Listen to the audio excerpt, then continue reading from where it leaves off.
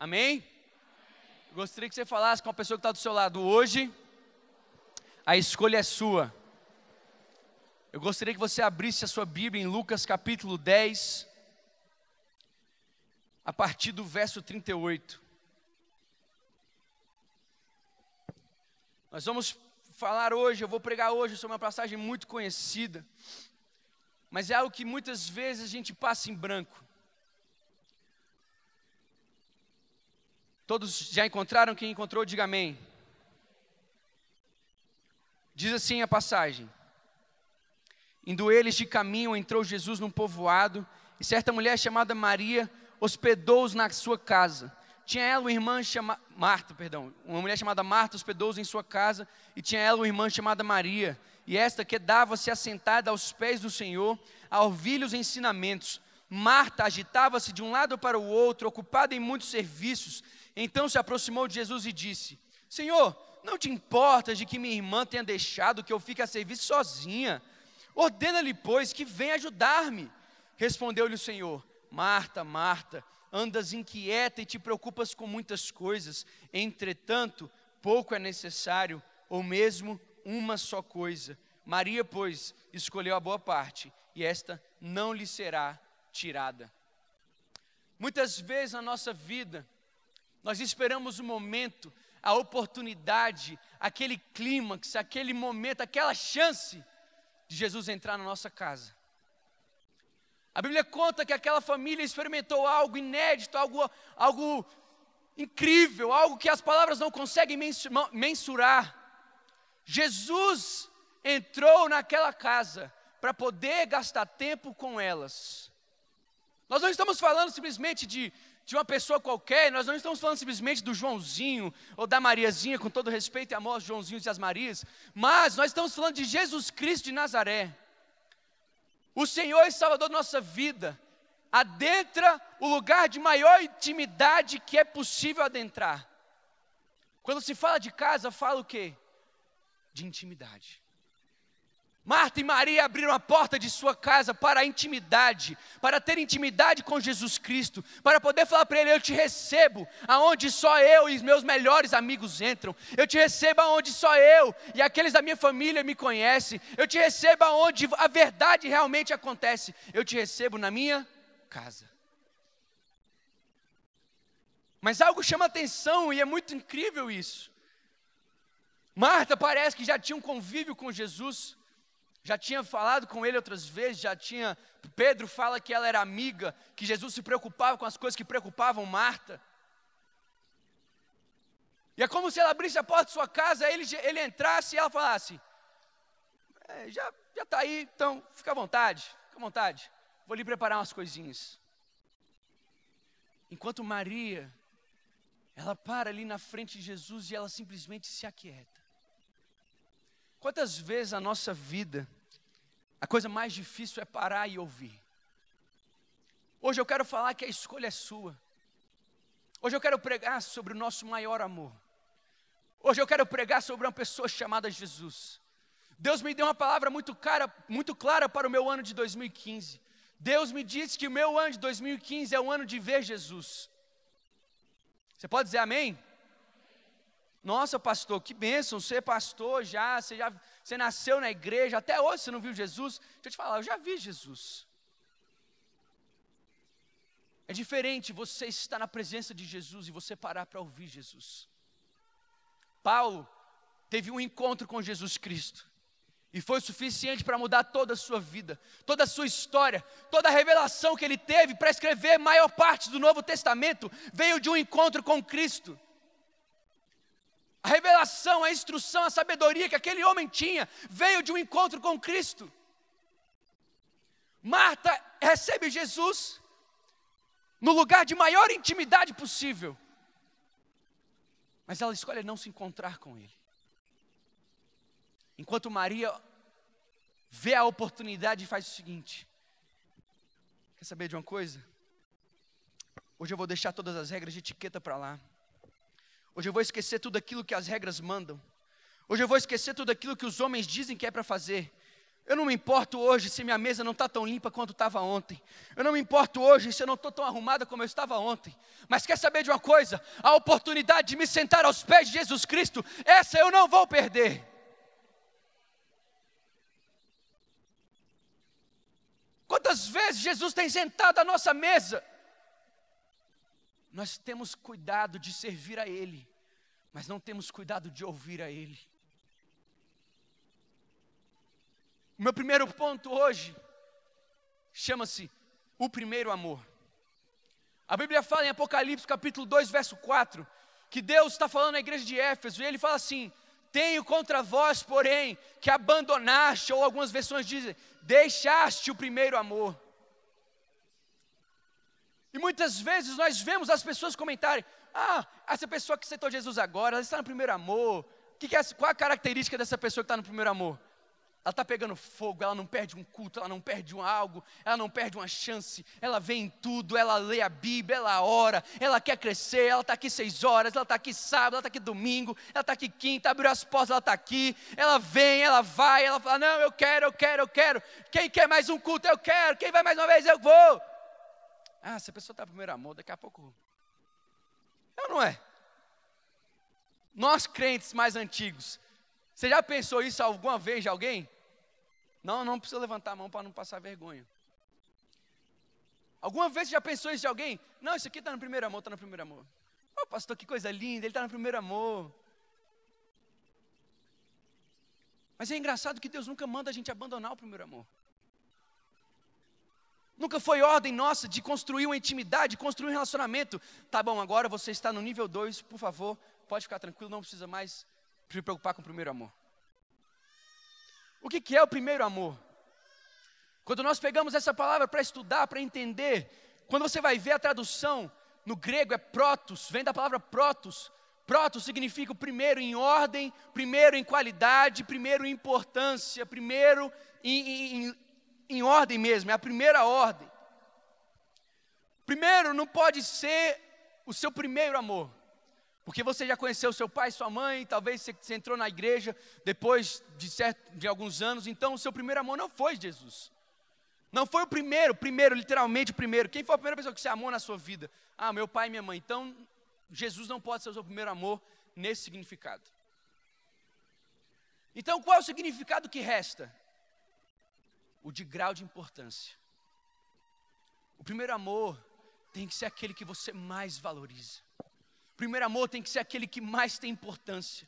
É aquele que ocupa o primeiro lugar. Não é o primeiro de você ter conquistado em primeiro, mas é o primeiro de você colocar em primeiro, porque você valoriza, porque você estima aquilo como nenhum outro.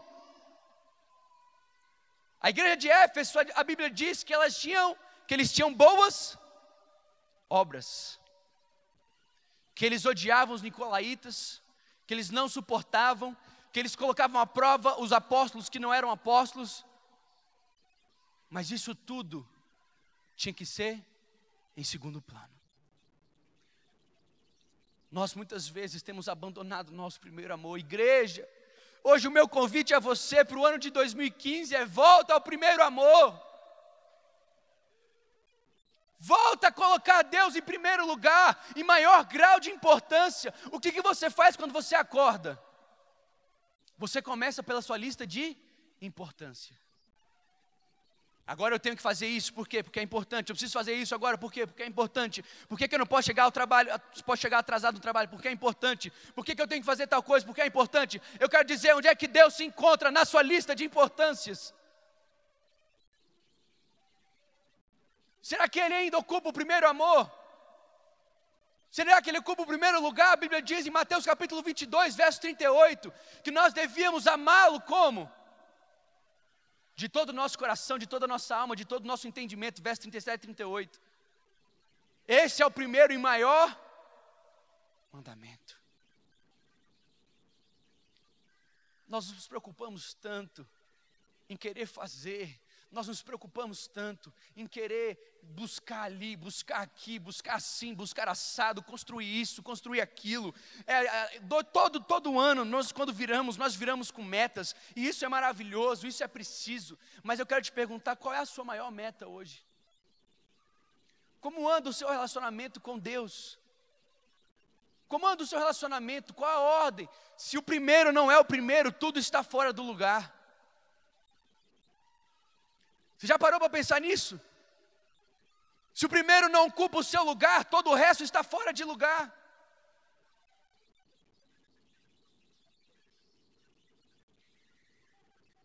Existe uma razão para ele querer ser o primeiro. A vontade dele é que nós sejamos um. O que ele mais deseja é um relacionamento. O que ele mais deseja não é um prato bem elaborado, não é algo bem conquistado, uma mesa bastante limpa, brilhosa. O que ele deseja é muito mais que isso. É quando ele entra na sua casa, você tem a coragem de parar tudo. 1 Coríntios capítulo 6, 17 fala: mas que aquele que se une ao Senhor é um em espírito com Ele. O objetivo final é que nos tornemos um. O nosso relacionamento deve fluir do nosso amor para com Deus. O nosso amor para com Deus tem que fluir do relacionamento dele para conosco. Amém? A Bíblia diz em 1 João capítulo 7, verso 8: amados, amemos uns aos outros, pois o amor procede de Deus. Aquele que ama é nascido de Deus e conhece a Deus. Quem não ama não conhece a Deus, porque Deus é amor. Deus não é dinheiro. Deus não é a tua solução para sair. Muita gente usa ainda hoje Deus como um meio. E é claro, irmãos, que Deus tem poder para fazer qualquer coisa na sua vida. É claro que Ele tem poder para te dar, para te tornar um milionário da noite para o dia. É claro que Ele tem poder para te tornar uma pessoa excelente da noite para o dia. Mas a palavra dele diz que há um processo em todas as coisas. E existe um processo para você se apaixonar por Deus. Não existe mágica, não existe fórmula, existe relacionamento. Você pode dizer hoje, diga comigo, hoje eu busco relacionamento. O segundo ponto da minha mensagem hoje é: uma boa performance não substitui um bom relacionamento. Quem já ouviu pessoas dizerem que a performance é tudo? Alguém já ouviu dizer? Eu quero te dizer hoje, uma boa performance não substitui um bom relacionamento. Um homem hoje que é referência para todos nós, chamado Davi, foi um homem segundo o coração de Deus. Foi um homem que iniciou a adoração da forma como a qual nós conhecemos. Foi o homem que conseguiu conquistar com Deus uma liberdade, um entendimento, um discernimento, um relacionamento que dava, perdoa o sentido da palavra, mas entenda o contexto, da inveja santa do que ele tinha com Deus. Davi é a expressão do amor de Deus. Davi consegue simbolizar, representar a expressão de um Deus que dá graça. As pessoas falam, a graça só veio como Jesus. Então existe um período da lei e um período da graça. E o que você chama o que Deus fez com Davi? Qual a denominação que você dá para o que Deus fez com Davi? Se não foi graça, eu não sei o que foi. Deus olhou para Davi e deu graça. Mas eu quero lembrar vocês como começou a história de Davi. Davi não começou como um rei de performance. Davi não começou como um homem de performance. Davi começou como um homem de intimidade. Davi começou como um homem de relacionamento. Enquanto todos estavam na mesa, enquanto todos estavam convidados, enquanto todos estavam presentes, Davi estava separado, de trás das malhadas, separado por Deus, para que descobrisse nele seu pai. Davi precisava de um processo para aprender a relacionar-se com Deus.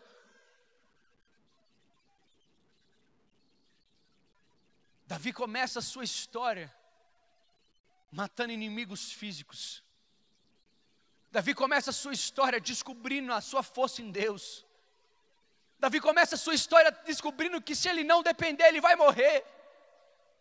Davi começa descobrindo que nem seu pai da terra, é capaz de beneficiá-lo ou de prover para ele as oportunidades necessárias para ele chegar onde ele deveria chegar. Davi descobre um Deus. Quando Samuel vai para ungir, ele não busca a aparência. A Bíblia fala que Samuel olha para Eliabe, que era irmão de Davi. E Deus diz para ele, não olhe para aparências, porque isso aí eu o rejeitei. Tem muitas pessoas preocupadas com a performance hoje. E Deus já está dizendo, não se preocupe, porque essas eu já rejeitei. É muito forte, irmão. É muito forte uma coisa dessa. Nós preocupamos tanto com que roupa vamos vestir, com que palavras vamos falar, com que coisas nós vamos nos apresentar, de que maneira nós vamos ser conhecidos, qual vai ser os nossos status, nossa reputação. E Deus está falando, eu não me preocupo com isso. Esse não é meu objetivo. Nossa, eu vou cantar hoje de manhã no louvor, aleluia. O que eu vou cantar? Se eu tocar para a esquerda, o que o povo vai achar? Se eu tocar para a direita, o que o povo vai achar? Se eu tocar olhando para frente, não, vou fechar os olhos. Hoje eu vou fechar os olhos. Deus não está preocupado com isso. Deus não vê como o homem vê. Deixa eu contar uma história para vocês. Alguém já se deparou com um tipo de situação assim? Você entra num restaurante, e aí você olha para o restaurante todo, você passa e dá aquela olhada geral. Aí você vê, claro, pessoas que vão estar servindo, os garçons, você vê as pessoas que estão no caixa, e aí de repente você vê uma pessoa que está bem mal vestida. Você vê uma pessoa que está ali, ela está, talvez ela esteja com a roupa normal, mas ela não está com a roupa altamente sofisticada, altamente limpa, toda bem cuidado. Sabe aquela roupa que você chama atenção assim? Aí você vai conversar com o sujeito, ele é o quê? O que ele é? O dono. Pode perceber, os donos geralmente como que eles estão? Normais. Uma blusa até aqui, calça normal, sapato confortável, trabalhando, buscando, fazendo. Por quê? A maioria das vezes, se você tivesse que apontar o dono, você não descobriria quem ele era.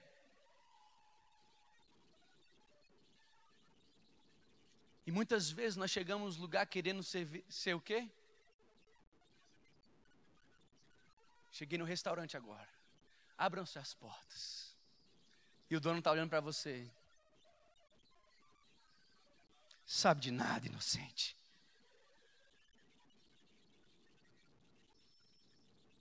Quantas vezes nós passamos e fazemos papel de uma pessoa que quer mostrar o que não tem. Eu descobri que a igreja é um ótimo lugar para isso. Eu descobri que muitas vezes nós vimos aqui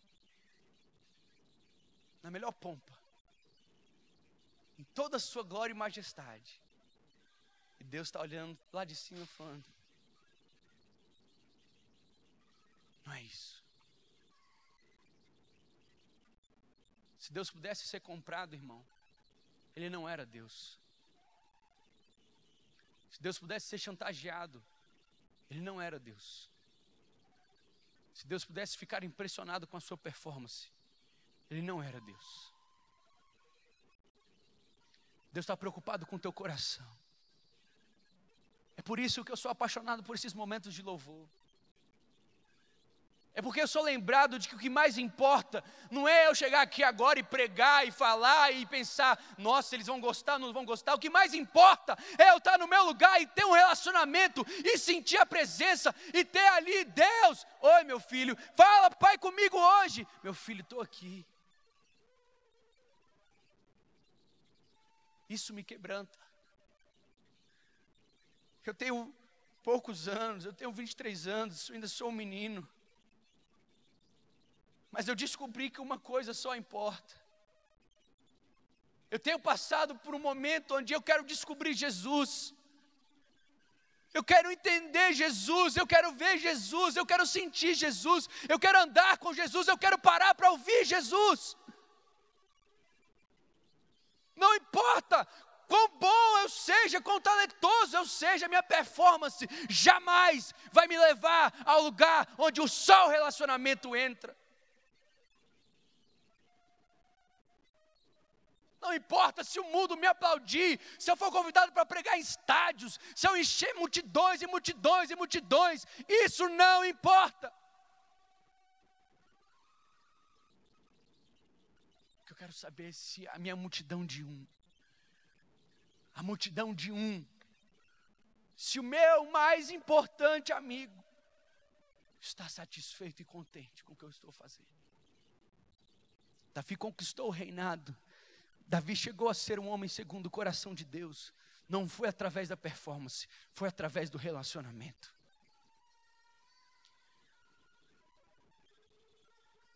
Eu quero falar sobre algumas diferenças entre Marta e Maria. Você pode dizer hoje, Marta e Maria eram irmãs muito diferentes. Nós vamos fazer um quadro de comparação entre Marta e Maria, amém? Quando nós vemos a palavra chamada que a Bíblia diz assim, ó, Marta agitava-se de um lado para o outro, ocupada em muitos serviços. A palavra para muitos serviços, a palavra usada é diaconia. Quem consegue entender diaconia? O que é diaconia? Qual a palavra mais próxima? Servir, mas qual a palavra que nós usamos hoje no nosso dicionário? Diácono. É um serviço que é feito na igreja, é um serviço que é prestado. É a maneira de você servir a Deus. Você serve. Marta estava servindo. Aos olhos do homem, Marta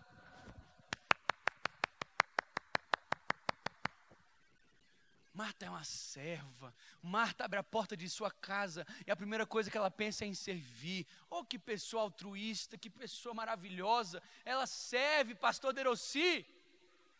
Marta exerce diaconia. Agora deixa eu te dar a definição do que Jesus fala para ela. Jesus vira para Marta e diz assim, Marta, ei, minha filha, venha cá. Marta, você está se agitando de um lado para o outro, ocupada em muitos serviços. Então se aproximou Jesus e disse, ela se aproximou e disse, eu não te importas que minha irmã tenha deixado que fique eu servir sozinha. Tem uma tradução que diz assim, Marta, em vez de agitar-se, diz assim, Marta, você está distraída. Você está distraída. Seu foco não está aqui. Calma aí. Vamos recapitular. Marta estava servindo, fazendo aquilo que é ótimo, que é devido, é servir, mas o foco dela não era Jesus. Conhece alguém assim, pastor? Você conhece alguém que está fazendo algo com a motivação errada? Você conhece alguém que está de um lado para o outro, para frente, para trás, de cima e embaixo, mas não está fazendo nada? Quando nós pesquisamos o dicionário, o que significa essa palavra distraída, é como a Bíblia diz, o significado dela em grego é que se ela anda, que ela é arrastada em círculos. Vamos lá. Imagina que eu pego a mão de Marta e eu começo a arrastar ela em círculos. Isso é estar distraído. É você fazer e não sair do lugar. Quantos de nós já experimentamos momentos assim na nossa vida? Onde nós fazemos e não saímos do lugar. Onde nós tentamos servir, mas nós não temos a motivação certa. Onde o nosso foco não está nele. Nós estamos fazendo porque nós sabemos que é obrigação. Nós estamos servindo porque esse é nosso cargo. Nós estamos servindo porque esse é nosso chamado. Eu fui chamado para servir, aleluia. Onde está teu foco? Você está distraído essa manhã? Você está distraído? Você pode ocupar qualquer cargo na igreja que for, se a sua motivação não for estar com o seu foco em Jesus, você está errado. Você pode ir para a sua casa e querer servir a sua esposa, fazer o melhor para ela, fazer o melhor para a sua família, mas se o seu foco estiver errado, não vai dar certo, porque você vai ser como se estivesse sendo arrastado em círculos.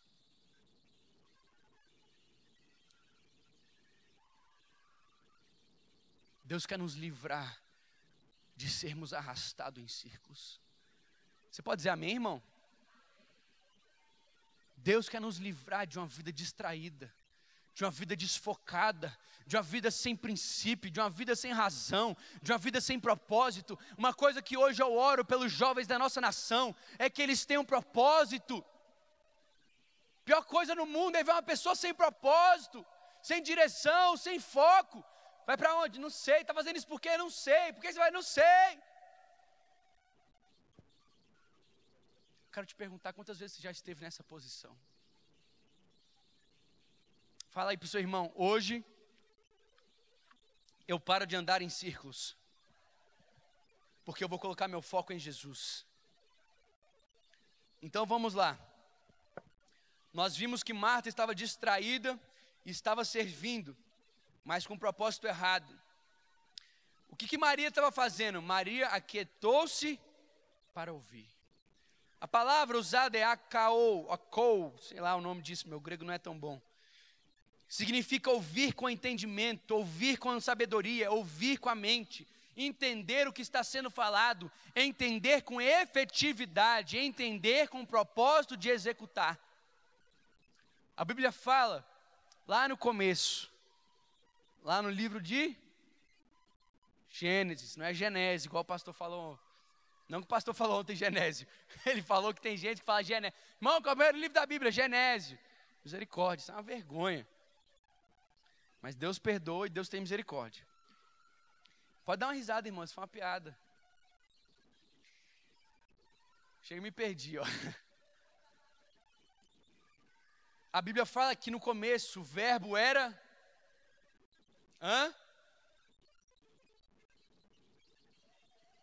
O verbo era Deus. O verbo chama logos.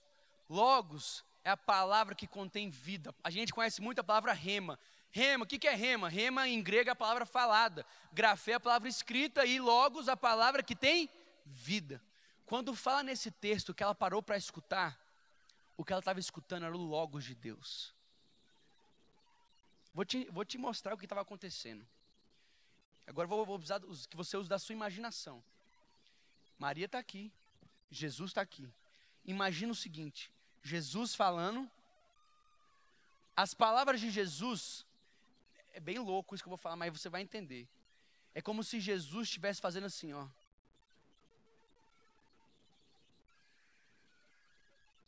O que estava em Jesus começou a estar em Maria. O que constituía Jesus começou a constituir Maria. O que conectava em Jesus começou a conectar em Maria. O que fazia sentido para Jesus começou a fazer sentido para Maria. O que tinha vida em Jesus começou a ter vida em... Maria não estava simplesmente parada ouvindo. Maria estava recebendo vida. Maria estava recebendo uma transferência. Maria estava recebendo aquilo que o dinheiro não compra, aquilo que ninguém consegue conquistar em mercado nenhum. Maria estava tendo a revelação. Maria estava tendo a conexão de quem Jesus é. Não tem maior do que isso, irmão. Não tem melhor do que isso. Não fica melhor do que isso, não. Maria ouviu com intenção de praticar aquilo que Jesus, com vida, queria falar para ela.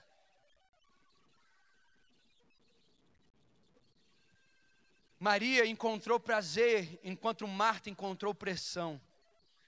Maria encontrou aquilo que está descrito em 2 Coríntios capítulo 11, verso 3, que a devoção de Cristo é composta por pureza e simplicidade, enquanto Marta, como Eva, foi enganada a perder a pureza e a simplicidade, em troca daquilo que o mestre não precisava. Irmão, existe uma associação feita entre Marta e Eva. As duas caíram no engano de fazer aquilo que não era necessário. Quando você vê alguém perdendo a simplicidade e a pureza, é porque ela está dando ouvidos ao inimigo, está flertando com Satanás para poder sair daquilo que ela foi chamada para fazer. O evangelho é puro e simples. Isso aqui é puro e simples. Isso aqui não foi escrito para teólogo. Isso aqui não foi escrito para estudiosos apenas. Isso aqui não foi escrito para aqueles que se debruçam sobre ela durante 5, 10 horas. Isso foi escrito para as crianças. Isso foi escrito para mim e para você. Eu queria que você desse um aplauso bem forte.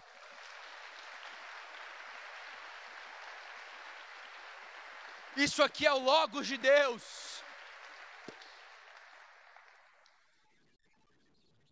Marta viveu a performance, enquanto Maria se aproveitou do relacionamento. Jesus nunca desejou, nunca pediu um serviço. Ele sempre pediu e buscou um relacionamento. Todas as vezes que você vê trabalho na Bíblia, você vê trabalho acompanhado por Ele. Deus não mandou você fazer coisas sozinho, não. Deus disse, eu vou com você, eu subo para que o Paráclitos, aquele que vai te acompanhar, aquele que é igual a mim, possa estar com você todo o tempo. Deus nunca te pediu para servir Ele sozinho. Deus é a única pessoa que faz a parte dele e ajuda você a fazer a sua. Já parou para pensar nisso, irmão? Deus é a única pessoa que faz a parte dele e ajuda você a fazer a sua. O último e terceiro ponto da minha mensagem é: uma coisa só importa, a escolha é sua. Jesus vira para ela e fala assim: entretanto, Marta, pouco é necessário, ou mesmo uma só coisa. Maria, pois, escolheu a boa parte, e esta não lhe será tirada. Eu quero que você diga comigo hoje: hoje eu escolho a boa parte.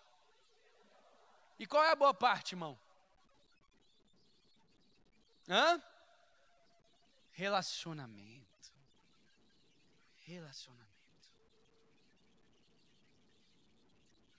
Se nós tivéssemos lido a Bíblia, como nós lemos aqui, e tudo que falasse sobre isso fosse boa, seria algo bem raso. Maria escolheu a boa parte. Que bom, isso é tudo que você tem para falar sobre isso? A boa parte, é bom, legalzinho. É só isso, Jesus, bom. Eu vou continuar servindo, que é bom também.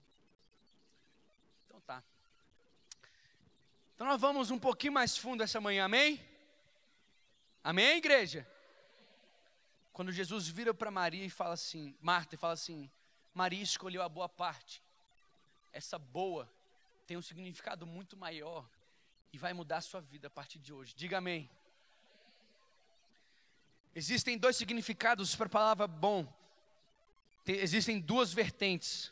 Pode significar duas coisas. A primeira dela é kalos e a segunda é ágatos. O primeiro significa algo que parece bom, mas não traz benefício.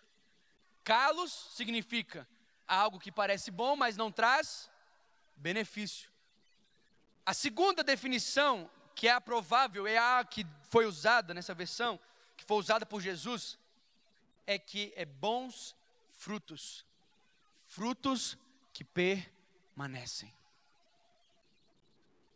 Eu vou falar de novo, porque essa é uma revelação cabulosa. Primeira definição é, parece bom, mas não traz frutos. A segunda é, bom, porque traz fruto que permanece. Você pode dar uma glória a Deus bem forte, você vai entender isso. Deus não me chamou e não chamou você para parecer só bom, só para parecer bom. Deus nos chamou para trazer frutos que permanecem. Por que você tem filho, irmão?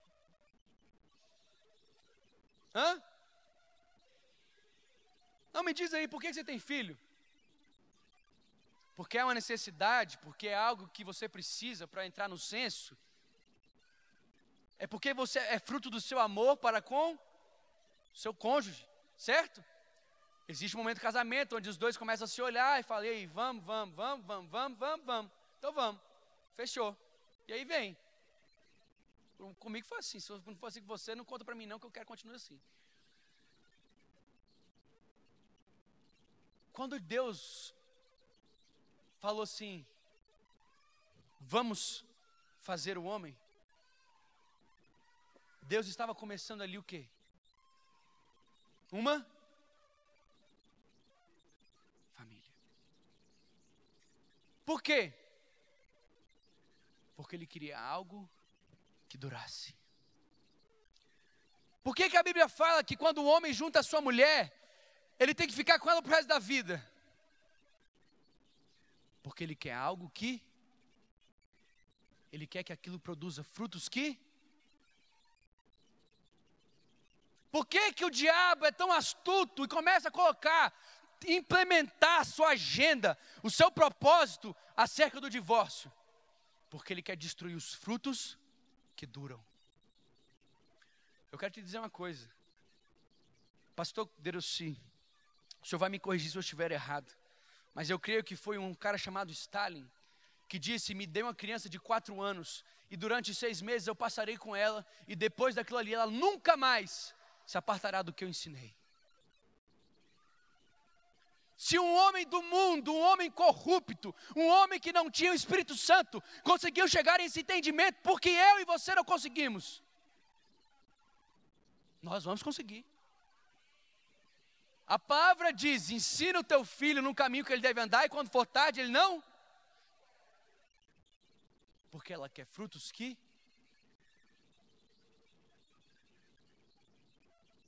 José salvou o Egito.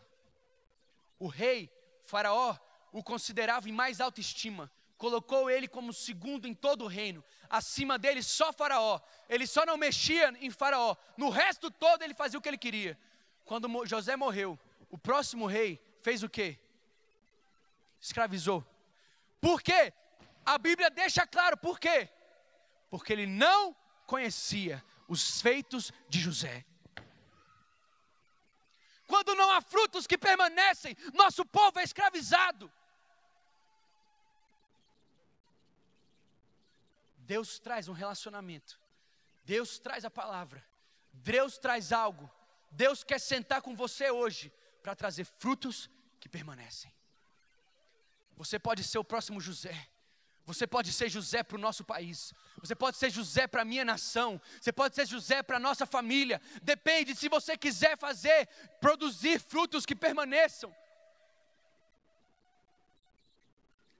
O último ponto, a última parte dessa mensagem é que a escolha é sua. Você pode escolher hoje dar frutos que vão permanecer. Sabe como? Preferindo Jesus. Você pode começar hoje uma nova história. A Bíblia fala em João capítulo 15, verso de 1 a 11, que Ele é a videira e que nós estamos enxertados nele. Você quer produzir frutos? Você tem que estar enxertado nele. Você quer produzir frutos? Você tem que ter relacionamento com Ele. A partir do momento que o galho é quebrado, ele não tem mais vida em si próprio.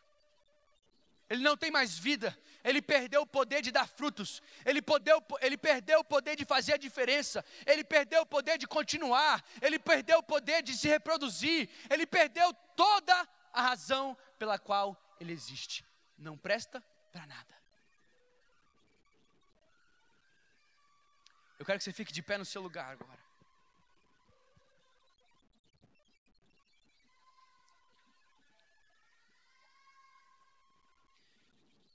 E hoje nós vamos falar. Eu quero terminar com uma oportunidade. Eu quero terminar porque eu não acho justo eu sair daqui sem te falar isso. Eu não acho justo eu sair daqui hoje sem te estender isso. Eu quero te dar uma oportunidade. Você quer ser Marta ou você quer ser Maria? Você quer ser Marta ou você quer ser Maria? Você vai produzir frutos que duram? Ou você vai simplesmente produzir comidas que, se deixar fora da geladeira, se esgotam e se apodrecem? Você quer ser hoje uma pessoa focada, que recebe transferência de vida? Ou você quer continuar sendo arrastado em círculos, que você não sai do lugar? Hoje você prefere a performance ou você prefere o relacionamento? Eu quero te fazer um convite a se apaixonar por Ele. Eu quero terminar essa mensagem com isso. Eu não quero saber quantos anos de igreja você tem. Eu não quero saber qual cargo você ocupa. Eu quero saber, você está disposto hoje a se apaixonar por Jesus? Você está disposto hoje a voltar ao primeiro amor? Eu quero abrir o altar essa manhã. Eu quero te convidar para vir aqui encontrar Jesus. Simples assim. Simples assim. Não existe mais nada. Não precisa falar mais nada. Eu quero abrir esse altar para que você possa vir encontrar Jesus. Se você tem essa vontade hoje, vem à frente. Eu quero que você encontre Jesus. Isso não é um apelo só para aqueles que querem aceitar Jesus. Isso é um apelo para quem quer ir além com Jesus.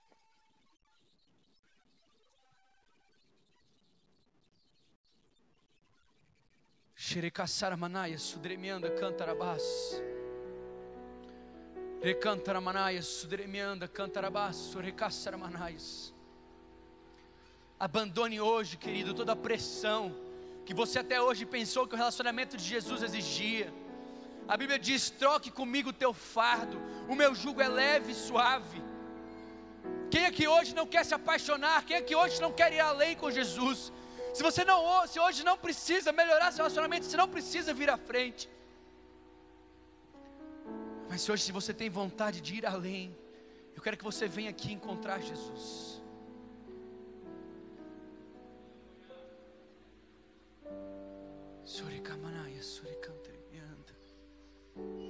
É ter momento com Ele, querido. É ter momento com Ele. Essa é a tua chance. Jesus está aqui, Jesus está aqui, Jesus está aqui, Jesus está aqui. O que você vai fazer com a presença agora?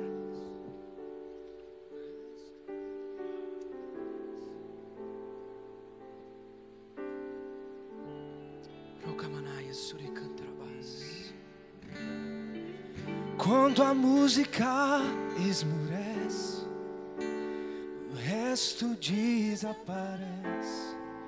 Simplesmente a ti me achei. Esquece todo o resto. Tira toda a distração agora. Ansiando oferecer. Qual foi a última vez que você sentou para conversar com Ele? Abençoar teu coração. Ele está aqui por você hoje. Ele entrou aqui por você hoje. Mais que uma canção eu te darei, pois apenas uma canção não é o que queres de mim. Você não precisa ter medo de se relacionar com Deus. Mais profundo busca, Senhor, do que os olhos podem ver. Queres meu coração. Olha para mim aqui, eu senti isso muito forte agora. Eu senti que muitas pessoas aqui têm medo de entrar no relacionamento com Cristo, porque tem medo da mudança. Você tem medo do que vai acontecer se você começar esse negócio. Você sabe que é muito sério esse compromisso. E você tem medo de não conseguir suster aqueles padrões que são necessários para manter um relacionamento com Cristo. Eu quero te dizer que Deus é quem vai trabalhar por você, com você. Pode parar tudo. Pode parar tudo. Deus não está interessado na tua performance. Não precisa ter medo de decepcionar a Deus. A palavra é essa. Olha para mim aqui, você não vai conseguir decepcionar a Deus. Você não vai conseguir decepcionar a Deus, porque Deus tem uma coisa chamada amor por você. Eu quero que você aproxime-se agora do trono da graça, dizendo: Deus, eu sei que o Senhor me ama, e por isso eu quero relacionar-me com o Senhor. Amém? Vamos entrar com coragem agora. Vamos lá, Tiagão. Eu quero que você diga a Deus: eu quero um relacionamento. Eu preciso de um relacionamento. Estou voltando à essência da adoração, pois a essência és tu. A essência és tu, Jesus. Oh, me perdoa pelo que eu fiz dela. Quando a essência és tu, a essência és tu, Jesus. Estou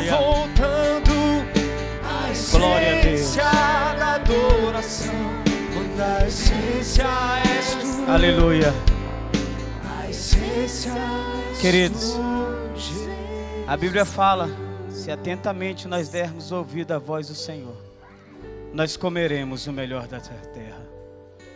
A verdade é, queridos, que nós vivemos pelo que nós ouvimos. Sempre estamos dando ouvido a alguém, querido. Naquela hora, Marta resolveu dar ouvido, talvez à voz humana, a voz do bom costume, a voz do que os outros vão dizer. Se eu deixar minha casa suja, ou se eu abrir mão desse momento para estar com Jesus. Muitas vezes, queridos, nós perdemos na vida porque estamos dando vazão à voz da nossa razão. Que é isso? Você vai passar 1 hora orando, 1 hora, você pode dar 2 telefonemas e fechar 3 contatos. Aí você resolve dar os 2 telefonemas, porque você está vivendo, ouvindo a voz da sua razão. Naquele momento ela resolveu ouvir a voz do bom costume, a voz da ética, e perdeu a oportunidade de ouvir a voz de Jesus, queridos. Quantas pessoas vivendo ouvindo a voz do homem? Você é jovem, aproveita a vida, uma só mulher, rapaz. Daqui a pouco você está velho, não conquista mulher mais nenhuma, vai aproveitar. E a pessoa vive a vida ouvindo a voz dele mesmo. E hoje Deus te trouxe aqui para falar: se atentamente ouvires a minha voz e me obedeceres, comereis o melhor dessa terra. Por isso ele chega para Maria, para Marta e fala: Marta, uma coisa só lhe basta, e Maria escolheu o melhor. Que nessa manhã, querido, mediante essa palavra tremenda, você saia dizendo: importa-me ouvir a voz do Senhor, em detrimento de todas as outras coisas, querido. Saia decidido nessa manhã a ouvir a voz de Deus. E o que os outros vão pensar, não ouça a voz dele, ouça a voz do Senhor. E naquela manhã, naquele dia, Deus queria falar com Marta, e ela resolveu ouvir a voz da sociedade, que mulher tem que estar com a casa limpa naquele momento, e esqueceu de ouvir a voz de Deus dizendo: Marta, eu te quero aqui aos meus pés. Por isso, queridos, eu queria terminar esse momento e queria que você falasse: meu Deus, que voz que eu tenho ouvido? Que voz que eu tenho ouvido? A voz que você tem ouvido é resultado do que você tem feito. Que voz? Será que eu tenho ouvido a voz da minha juventude? Tenho ouvido a voz do meu trabalho, a voz da ganância, querer mais.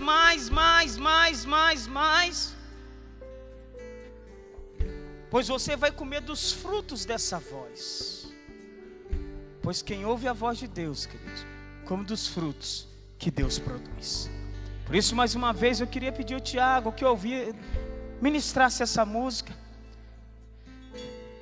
E o pastor Daniel começou a mensagem com uma pergunta, lançando: só depende de você.